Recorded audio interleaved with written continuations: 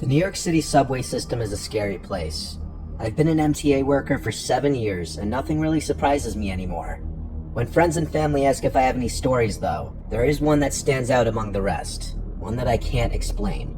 This happened to me about 2 years into the job, but I remember it like it was yesterday. I was pretty acclimated to everything at that point, and things had become routine. I was stationed in Brooklyn at the time, and I was doing some routine maintenance in High Street Station. There wasn't a soul on the platform. It was actually kind of eerie. You're used to these subway stations overflowing with people, so seeing them empty and almost deserted looking was a strange adjustment to make. I hadn't seen a person on the platform in hours, and it was dead silent except for the buzz of the lights and the occasional passing train.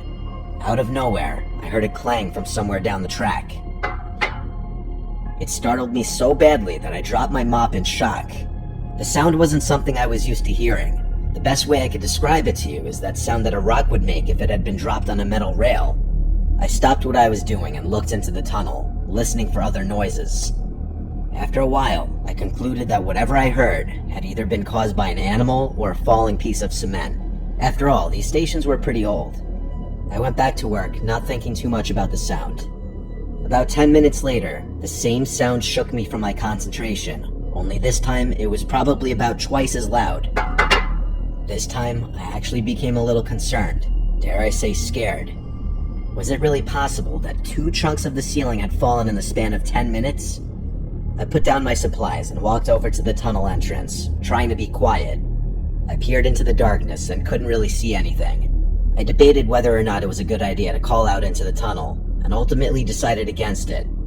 I still figured it was nothing, but after the initial fear had worn off, I was more confused than anything. I kept trying to think of things that could make it sound like that, not once, but twice. It was especially bizarre since the second sound was louder. I tried to keep my mind off the sounds and went back to work, finding a good rhythm again. I was almost done with my work on this platform and was pleased that I'd get to leave this weird station soon. As I was wrapping things up, I heard something that gave me the chills.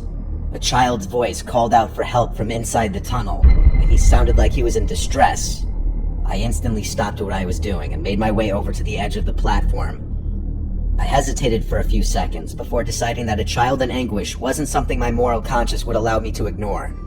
I walked down the steps leading onto the tracks and waited for my eyes to adjust to the darkness. I shouted into the tunnel, asking that kid if he was okay. No response. That's weird, I thought, starting to feel nervous about this encounter. Just then, the kid's voice rang out again, repeating his call for help. I yelled back, asking him if he could hear me. He responded yes, and I asked where specifically he was. There was a brief moment of silence before he just said, "In front of you. Just keep walking."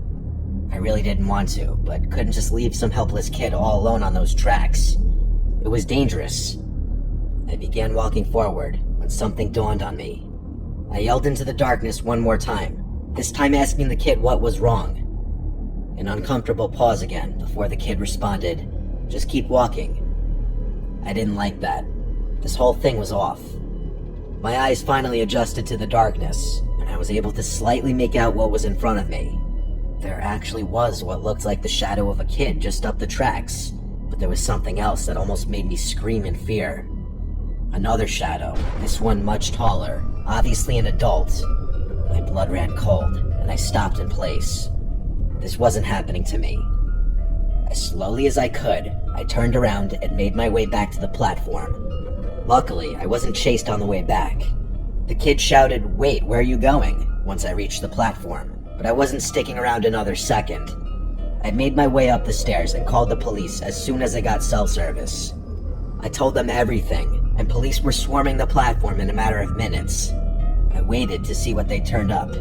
After about 20 minutes of searching, they did find something chilling. There was a single kid's shoe just lying in the tunnel, which the police hypothesized could have signified a struggle. After hours more of searching and scouring every available database for missing children, we were told we'd receive a call if anything ever came up. It was concluded that whoever had been down there, though, had hidden somewhere in the tunnels. I have no idea what to think of this experience. This is the best theory I can come up with. Some psycho kidnapped a child and forced him to yell for help in an attempt to lure some unsuspecting Good Samaritan into a trap. Or hell, maybe it's their own kid, who they're raising to also be a psycho. I can't think of any other reasonable explanation besides this one, but if I'm right, I can only imagine what that kid must be going through.